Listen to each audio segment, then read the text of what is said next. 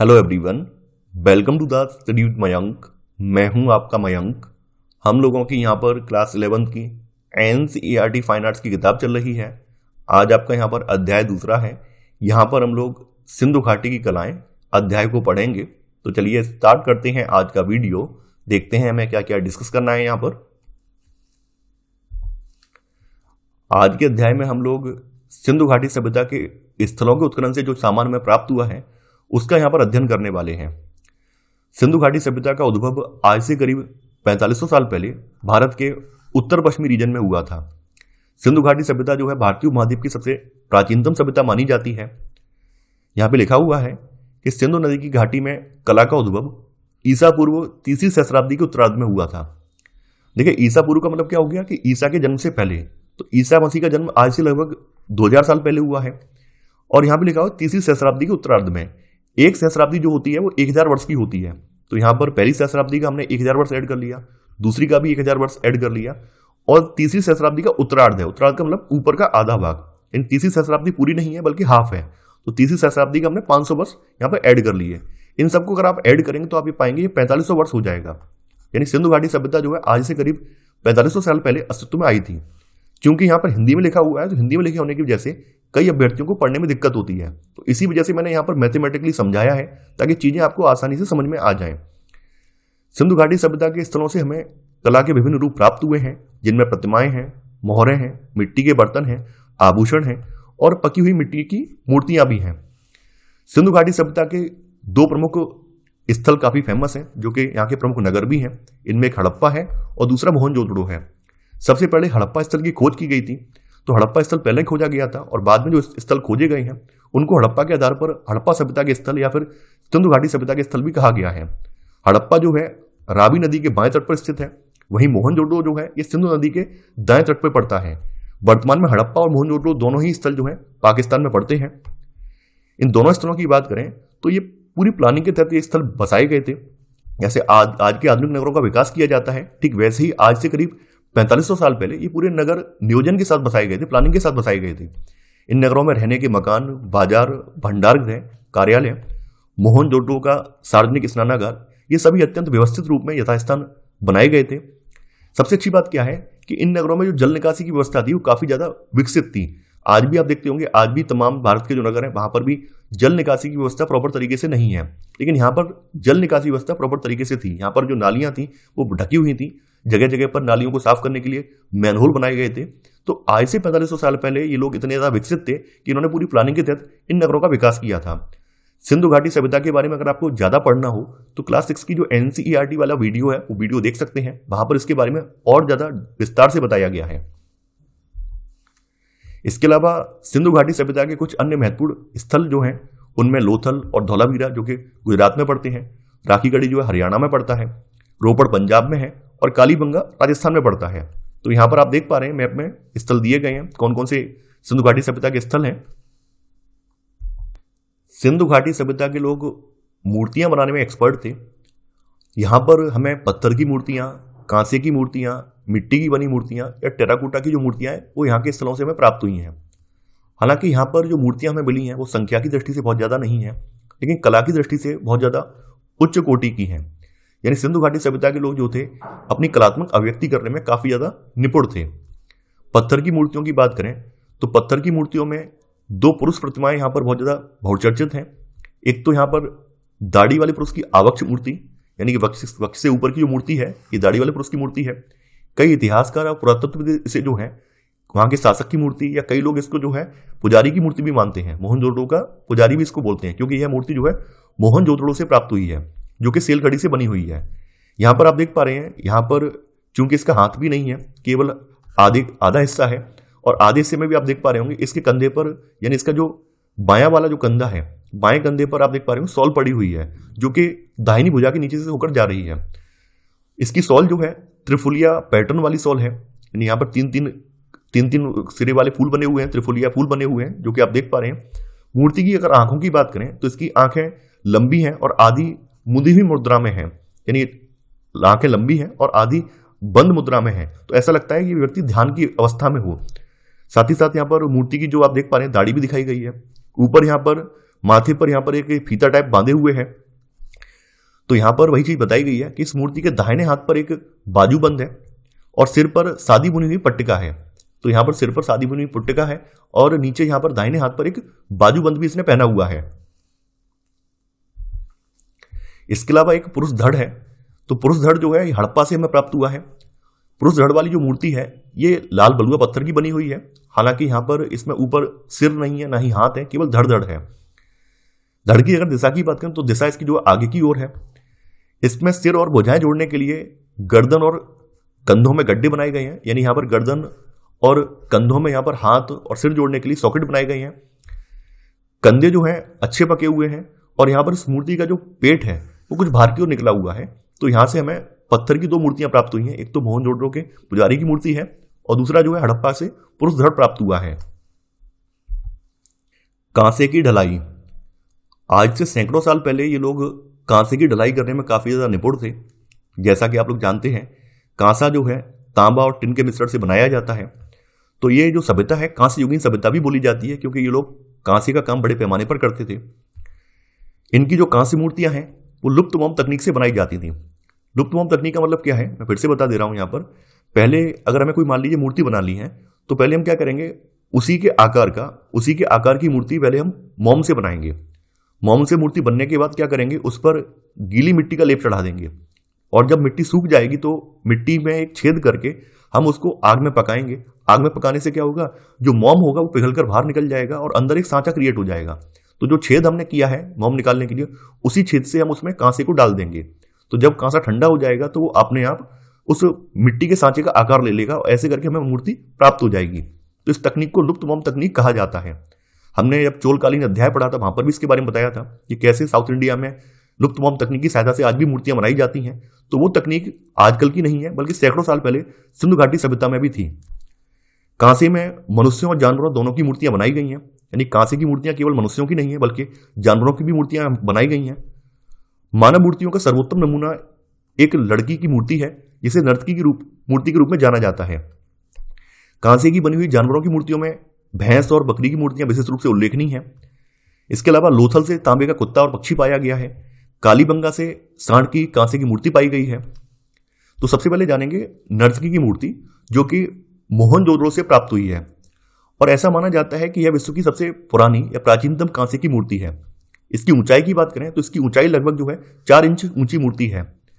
इसमें एक महिला को केवल आभूषण पहने हुए नग्न अवस्था में दिखाया गया है, यानी कि यहाँ पर इस महिला के शरीर पर कोई वस्त्र नहीं दिखाए गए हैं, बल्कि नग्न अवस्था में इस महिला को आभूषण पहने हुए दिखाया गया है।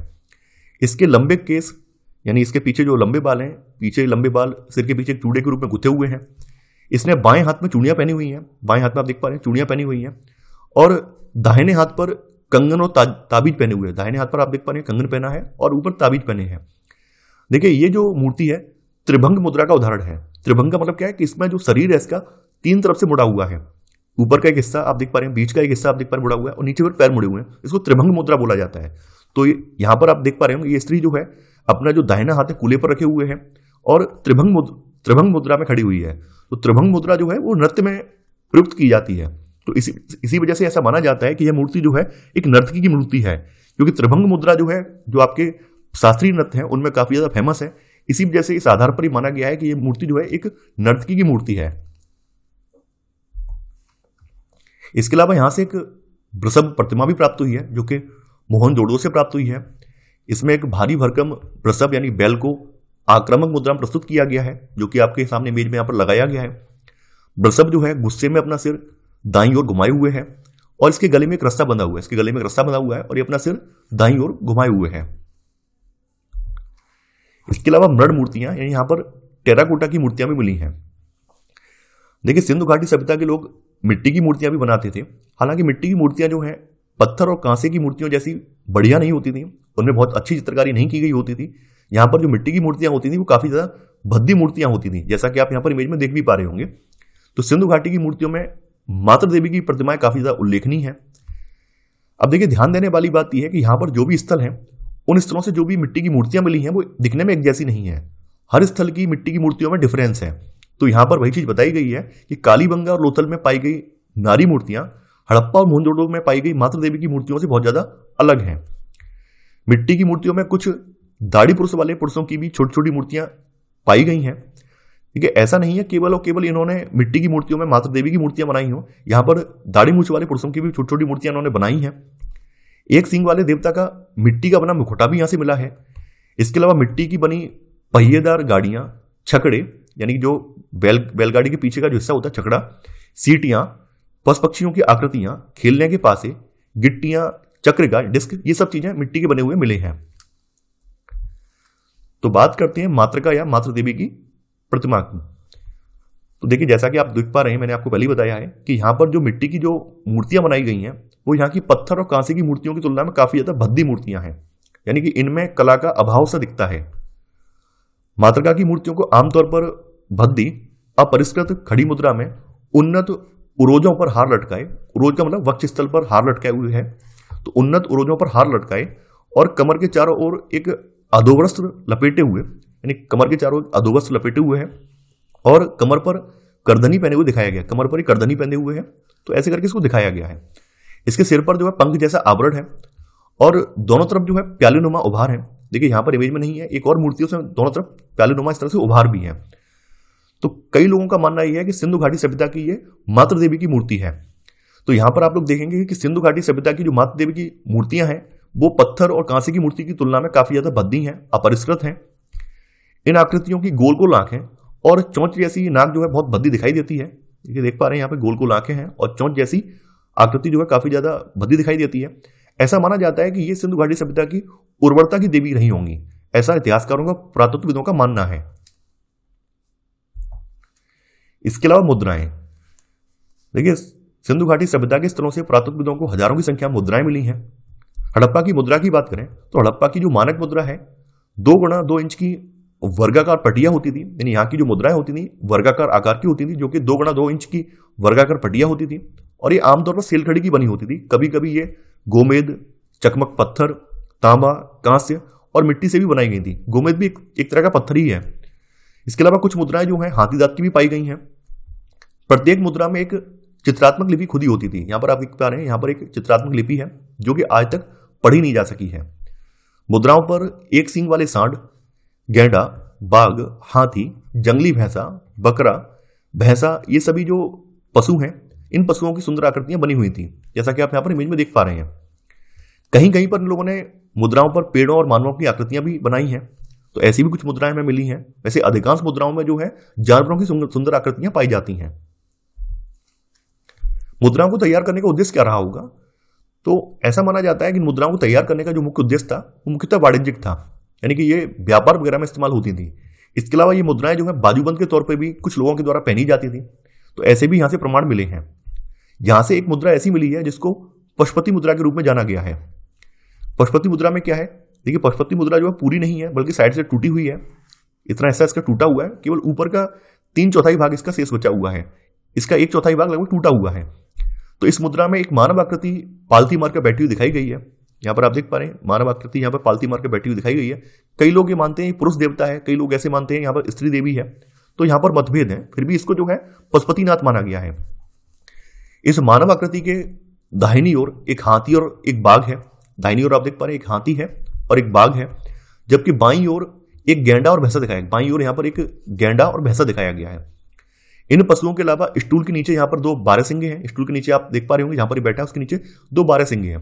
देखिए ये मोस्ट इंपॉर्टेंट है, ये आईएएस परीक्षा में प्रश्न पूछा गया है। जो पशुपतिनाथ वाली जो मुद्रा है उसमें कौन कौन से जानवर हैं ऐसे करके पूछा गया है, तो आपको पता होना चाहिए इसमें कौन कौन से जानवर है, मोस्ट इंपॉर्टेंट है। आप इसको लाइटली मत लेना कि सर ने बता दिया, इतना डिटेल में बता दिया, डिटेल में आता नहीं है, आया है तभी तो मैं बता रहा हूं यहाँ पर, ये डिटेल में आया है। तो आपको पता होना चाहिए इस मुद्रा में कौन कौन सी चीजें हैं। इसकी दाहिनी ओर एक तो बाघ है, हाथी है, एक गैंडा है और एक भैंसा है, और नीचे की तरफ 2 बारहसिंगे हैं। ये आपको पता होना चाहिए।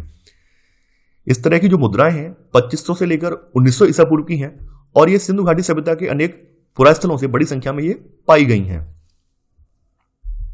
देखिए मुद्राओं के अलावा यहां से तांबे की वर्गाकार या आयताकार पट्टियां इन टैबलेट भी पाई गई हैं, जिनमें एक ओर मानव आकृति और दूसरी ओर कोई अवलेख अथवा दोनों ओर ही कोई ना कोई अवलेख है।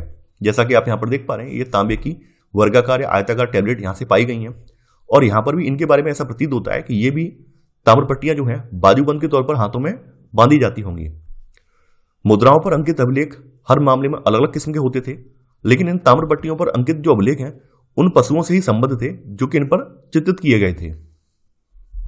अब है मृदभांड। देखिए, मृदभांड का मतलब है मिट्टी के बर्तन। तो सिंधु घाटी सभ्यता के स्थलों से जो अधिकांश बर्तन हमें मिले हैं वो बर्तन कुम्हार के चाक पर बने हुए हैं। ये यहाँ की खास बात है, यानी यहाँ पर हाथ से बने हुए बर्तन बहुत कम पाए गए हैं। अधिकांश यहाँ के जो बर्तन हैं वो कुम्हार के चाक पर बने हुए हैं।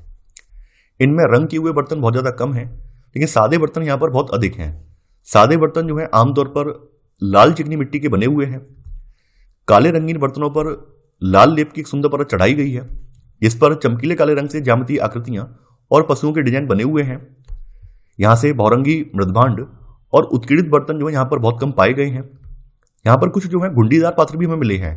इसके अलावा यहाँ पर छिद्रित पात्र भी पाए गए हैं। लगभग सभी जो बर्तन हैं उन सभी बर्तनों में सुंदर मोड़ पाए गए हैं, जिससे यह आभास होता है कि यहाँ के लोग कलात्मक रूप से ये बर्तन बनाने में काफी ज्यादा निपुण थे। छोटे छोटे पात्र, अधिकतर आधे इंच से भी कम की ऊंचाई वाले यहाँ पे पात्र पाए गए हैं। जैसा कि आप देख पा रहे हैं, छोटे छोटे पात्र भी यहाँ पर पाए गए हैं। इसके बाद है आभूषण। देखिए, हड़प्पा सभ्यता के लोग, चाहे वो स्त्री हो, पुरुष हो, अमीर हो या गरीब हो, सभी वर्गों के लोग अपने आप को आभूषणों से सजाते थे। यहाँ के आभूषण बहुमूल्य धातुओं और रत्नों से लेकर हड्डी, सेल खड़ी और पकी हुई मिट्टी तक के बने होते थे। आभूषणों में गले के हार, फीते, बाजूबंद और अंगूठियां ये आमतौर पर पुरुष और स्त्री दोनों के द्वारा पहने जाते थे। वहीं करधनियां, कर्णफूल यानी कान के जो बूंदे वगैरह हैं, और पैरों की कड़े या पैजनियां यानी पैरों की जो पायलें हैं, ये मुख्यतः स्त्रियां पहनती थीं। हरियाणा के फरमानापुरा स्थल पर एक कब्रिस्तान में शवों को गहनों के साथ दफनाया गया है। इसके अलावा हड़प्पा सभ्यता के स्थलों पर मनके बनाने का उद्योग काफी ज्यादा विकसित था। मनके जो हैं कार्निलियन, जमुनिया, सूर्यकांत, स्फटिक, कांचमणि, सेलखड़ी, फिरोजा, लाजवंत मणि इनसे बने होते थे। देखिए, आप देख पा रहे हैं, ये मनके होते हैं जिनके बीच से हम माला पिरोते हैं, तो वो मनके बोले जाते हैं। इसके अलावा जो है तांबा, कांसा और सोने जैसी धातुओं से भी, और शंख, सीपियां और पकी मिट्टी के भी मनके बनाए जाते थे। मनके जो है विभिन्न आकार के होते थे। कोई तस्तरी नुमा है, कोई बेलनाकार है, गोल या ढोलकाकार है। तो इस तरह से कई प्रकार के मनके यहां बनाए जाते थे। कई मनके ऐसे भी थे जो कि दो पत्थरों को जोड़कर बनाए गए थे। इसके अलावा हड़प्पा के लोग पशुओं, विशेष रूप से बंदरों और गिलहरियों के नमूने भी बनाते थे, और इन नमूनों का उपयोग पिन की नोक या फिर मनकों के रूप में ये लोग करते थे। सिंधु सभ्यता के लोगों का पहनावा। देखिए, सिंधु सभ्यता से हमें जो मूर्तियां मिली हैं, उन मूर्तियों के आधार पर हमने इनका पहनावा रिक्रिएट करने की कोशिश की है। तो यहाँ पर इमेज भी लगाई गई है कि कुछ इस तरह से लोग यहाँ के कपड़े पहना करते होंगे। तो यहाँ पर बताया गया है, ये लोग साज सज्जा के प्रति काफी ज्यादा लालायित रहने वाले लोग थे। तो सिंधु घाटी के घरों में बड़ी संख्या में मिले तकुए और तकुआ चक्रियां कपास और ऊन की कताई का संकेत करते हैं। यानी यहाँ पर कपास और ऊन की कताई यहाँ पर बड़े पैमाने पर होती थी, क्योंकि यहाँ से मिट्टी के तकुए और तकुआ चक्रियां मिली हैं जो कि इस बात का संकेत करती हैं। अगर हम यहाँ के पहनावे की बात करें तो पुरुष और स्त्रियां धोती और शॉल जैसे दो अलग अलग कपड़े पहनते थे। शॉल जो है दाएं कंधे के नीचे से ले जाकर बाएं कंधे के ऊपर उड़ी जाती थी। जैसा कि हमने बताया था कि जो मोहनजोदड़ो से हमें मूर्ति प्राप्त हुई है, उस मूर्ति के आधार पर हमने ये क्रिएट करने की कोशिश की है कि शॉल यहाँ पर जो है दाएं कंधे के नीचे से ले जाकर बाएं कंधे के ऊपर से डाली जाती होगी। इसके अलावा जो सिंधु घाटी सभ्यता के लोग हैं, ये साज श्रृंगार और फैशन के प्रति काफी ज्यादा जागरूक थे। यहाँ के पुरुष जो है दाढ़ी मूंछ रखते थे, और स्त्रियां जो है सुंदर दिखने के लिए सिंदूर, काजल, लाली का प्रयोग करती थी और चेहरे पर लेप लगाती थी। तो ये सब चीजें हमें उत्खनन में प्राप्त हुई हैं। इसी आधार पर कहा गया है कि यहाँ के लोग साज सज्जा के प्रति काफी ज्यादा जागरूक थे। तो ये था हमारा आज का वीडियो। आई होप आपको आज का वीडियो पसंद आया होगा। आप लोग इस वीडियो को लाइक और शेयर करना बिल्कुल मत भूलिए। इसके अलावा मैं आपसे फिर से रिपीट कर रहा हूं कि आपको नोट्स बनाने की आवश्यकता नहीं है। नोट्स हमारे टेलीग्राम पर मिल जाएंगे। अगर आपको क्लास नोट्स चाहिए तो क्लास नोट्स वहां से डाउनलोड कर सकते हैं। अगर आपको प्रिंटेबल नोट्स चाहिए तो आप वहां से परचेज कर सकते हैं। तो मैं आशा करता हूं कि आपको इस सीरीज पसंद आ रही होगी। आप लोग इस वीडियो को लाइक और शेयर करना बिल्कुल नहीं भूलेंगे। तो चलिए, आज के बस इतना ही। Thanks for watching. जय हिंद।